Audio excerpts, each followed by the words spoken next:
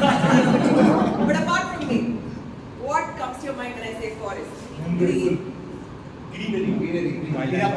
Life. Did anybody think of people?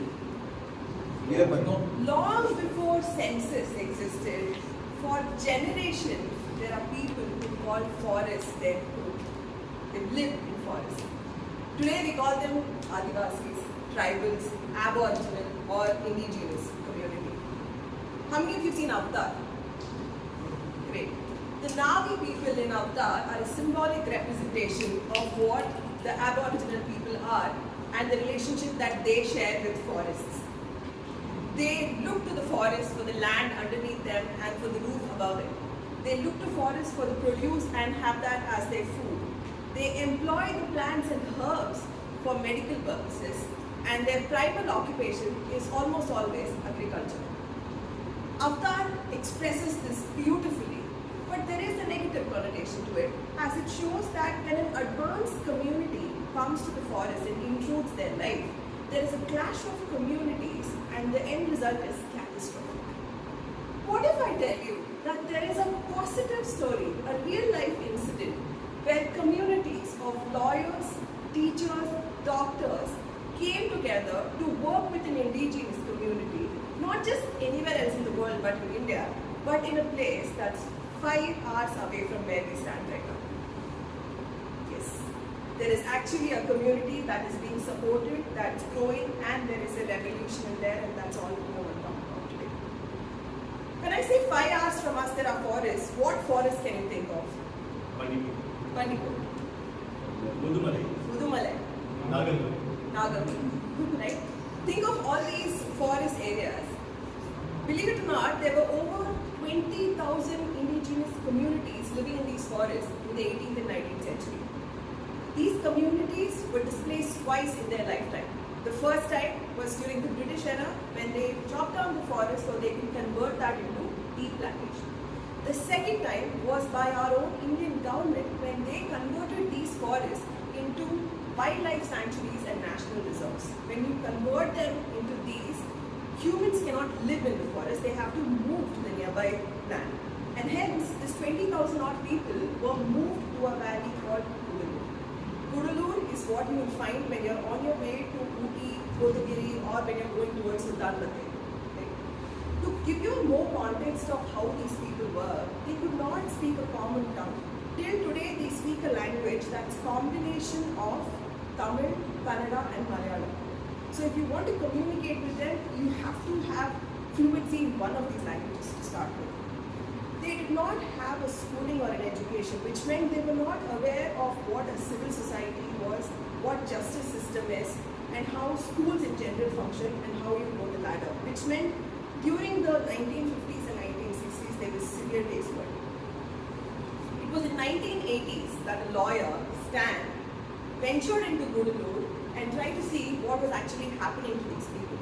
He decided that land rights was crucial for them, for this community had no identity for themselves whatsoever. He set up a law firm, a legal-based NGO called Accord, which stands still today. They fought tooth and nail for the land rights of individual people and the community as a whole. This was the first pillar that was strengthening the community on the whole. Now, the people themselves were not against it. They were receiving it, but their bodies didn't allow them to go for it. Because they were displaced from their natural habitat, they were exposed to more than one type of disease. Pregnant women succumbed to death because they couldn't handle these diseases.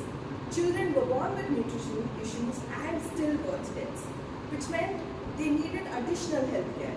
And it was at this juncture that medical college students who finished the course and a doctor couple from the US came down and set up the Ashwini Foundation that exists today.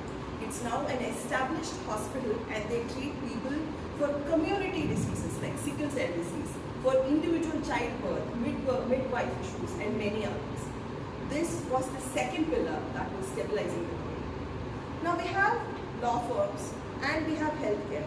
What's the third thing we could use in a community like this to make it self-sustainable? Education. So the third thing that came into picture in the early 1990s was an education Vishwa Vidyodaya Trust. They started a school for Adivasi kids, and they also started a school to create skilled laborers out of this community to make them self-sustainable and good. Cut to today, these three pillars are strengthening this community, and you will see that there is an Adivasi Sangam where there is equal participation of the lawyers, teachers, health workers, and you have participation from the Adivasis who come across and say these are the problems we face, this is the resolution that we need. The committee together has created over 200 Adivasis who understand law, who fight for land rights. There are healthcare workers and midwives who make sure that pregnant women deliver safely, and there are over 150 kids who go to that school day in and day out right now. And one of the kids, when I was there the last time, asked me this question, Auntie, if there are helicopters flying in the sky and if they go through clouds, won't they chop the cloud and won't the clouds fall down? This was a 4-year-old, and I can tell that they are creating brilliant minds without boundaries. Now the key lessons I learned from this, changes happen, it takes time. It takes good 30-40 years sometimes, but if you wait and you're determined, you will see that caterpillar become butterfly. Second, this community, this story is a testament of bravery and of the adaptability that this Adivasi community shows. So if we are able to adapt and receive changes, that is going to be really great and a revolution in itself. Thirdly, and most importantly, we all have communities and a realm within this community, and we stick to that realm when we want to help each other and support each other. If we break these barriers, if we break the realms of community, and if we come outside and help one another, especially communities that are in need of help, and all hands get together, a real revolution comes into the picture.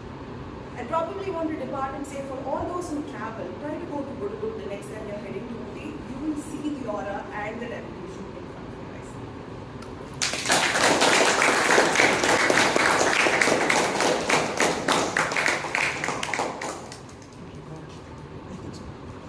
Thank you, Toastmaster Aranya, for such a wonderful speech.